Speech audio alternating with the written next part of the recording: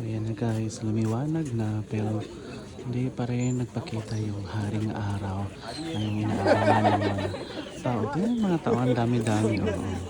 Meron pa yan sa likuran, nandun pa. Oh, marami. Oh. Doon pa sa kabila, marami din doon sa likuran. So inaantay namin ngayong araw is bubunga dyan sa likuran ng temple. Ngayon wala pa ng oras na. Tapos ano pa, medyo cloudy, so I don't think so kung mayroong magandang posisyon yung araw.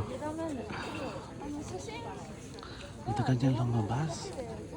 Kanina pa kami nag-aantay dito. Ano na yan, temple na yan.